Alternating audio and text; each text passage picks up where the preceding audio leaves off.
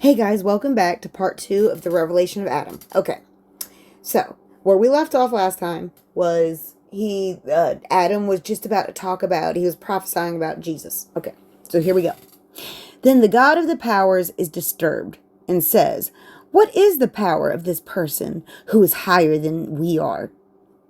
Then he brings a great wrath against that person, and glory withdraws and lives in holy houses it has chosen for itself.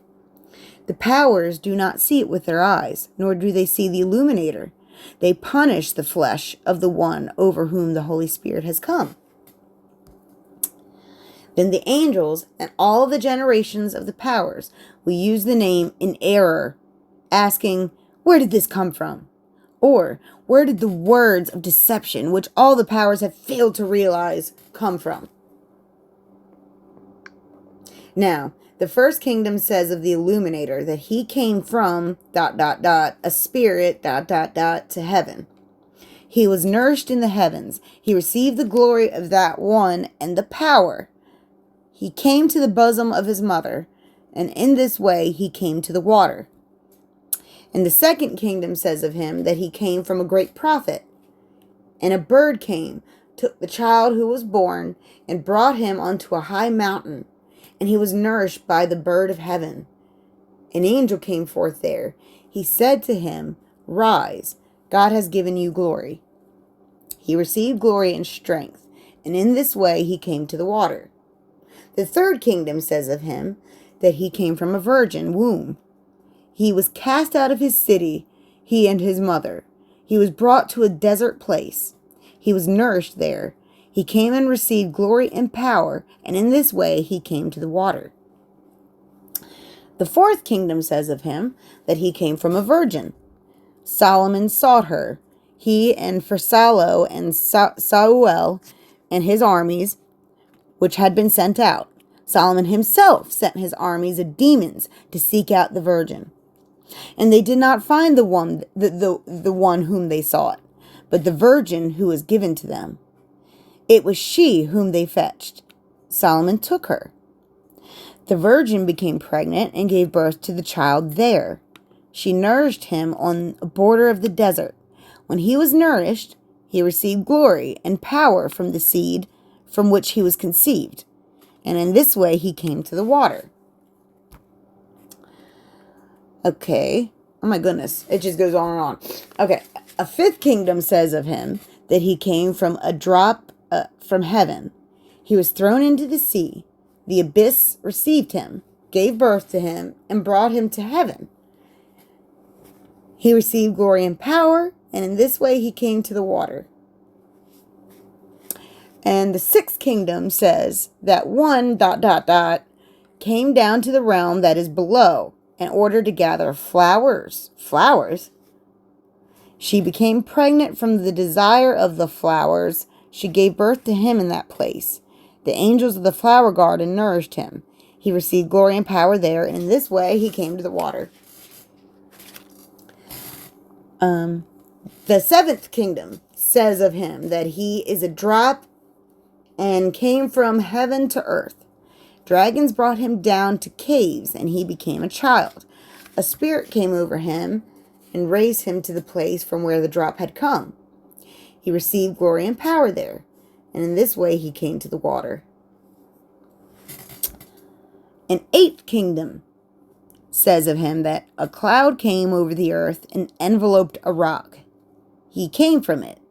The angels above the cloud nourished him. He received glory and power there, and in this way he came to the water. Oh, Jesus. And the ninth kingdom says of him that from the 9 muses one separated. She came to a high mountain and spent some time seated there, so that she desired her own body in order to become androgynous. She fulfilled her desire and became pregnant from her desire. He was born. The angels who were over the desire nourished him, and he received glory there and power, and in this way he came to the water. The 10th kingdom says of him that his God loved the cloud of desire. He fathered him in his hand and cast upon the cloud above him some of the drop, and he was born. He received glory and power there, and in this way came to the water. And in the 11th kingdom says of him that the father desired his own daughter. She was pregnant from her father. Ew. She cast her child, tomb out in the desert. The angel nourished him there, and in this way he came to the water. The 12th kingdom says of him that he came from 2 luminaries. He was nourished there, he received glory and power, and in this way he came to the water. And the 13th kingdom says of him that every birth of their ruler is a word, and this word received a mandate there. He received glory and power, and in this way he came to the water, that the desire of those powers might be satisfied. But the generation without a king says that God chose him from all the eternal realms. He caused knowledge of the one of truth, who is undefiled, to reside in him. He said, out of a foreign air, from a huge eternal realm, the great illuminator appeared, and he made the generation of those people whom he had chosen for himself shine, so that they should shine on the whole eternal realm. That was interesting, right? That was like 13 different. Yeah, I'm a little confused about that. I don't know if they're talking about like the 13 realms or what they were talking about, but okay. This seed, those who will receive his name upon the water, and that of them all, will fight against the power, and a cloud of darkness will come upon them. Then the peoples will cry out with a great voice, saying, blessings on the soul of those people, because they have known God with the knowledge of the truth. They shall live forever, because they have not been corrupted by their desire, along with the angels, nor have they performed the works of the powers. But they have stood in his presence, and a knowledge of God, like light that has come forth from fire and blood. But we have done every deed of the powers foolishly. We have boasted in the transgression of all our works. We have cried against the God of truth, because all his work, is eternal. These are against our spirits, for now we know that our souls will die in death. Then a voice came to them, Michaeus and Mechar and Ninsinius, who are over the holy baptism and the living water, were saying, why were you crying out against the living God with lawless voices and tongues, without law over them, and souls full of blood and foul deeds? You are full of works that are not of the truth, yet your ways are full of joy and rejoicing. Having defiled the water of life, you have drawn it within the will of the powers to whom you have been given to serve them. And your thought is not like that of those people whom you persecute.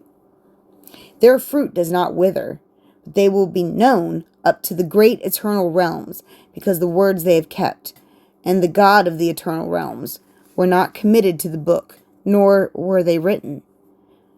Angelic beings will bring them, whom all the generations of people will not know. For they will be on a high mountain, upon a rock of truth. Therefore they will be called words of incorruptibility and truth, for those who know the eternal God and wisdom of knowledge and teachings of angels forever, for he knows all things. Whew, that was a mouthful, right? And that was a mouthful. Okay. These are the revelations that Adam made known to Seth, his son, and his son taught his seed about them. This is the hidden knowledge of Adam, which he gave to Seth, which is the holy baptism of those who know the eternal knowledge through those born of the word, and the imperishable illuminators, who came from the holy seed. Yesias, Mazarius, Zedekias, the living water. And that is the end of the revelation of Adam. Huh. That is interesting. I'm going to have to really take a deep dive into all that. Because it was literally, it looked like he was prophesying Jesus. And the flood and all of this. I'm curious because I have this thought that some of these really old Gnostic texts, not the ones that were written in that time period. But the ones like the Book of Enoch, probably the Book of Jubilee, like this book, Revelation of Adam, it almost sounds like that before they burned this all and tried to hide it from everybody, that people knew these, like they studied these, like Jesus himself referenced the Book of Enoch multiple times. So it's just, interesting. I kind of wonder if they actually did like study these works, a long time ago before they were hidden from everybody. I mean, it would explain a lot. It would explain a lot. But anyways, I'll be back another time to read another one.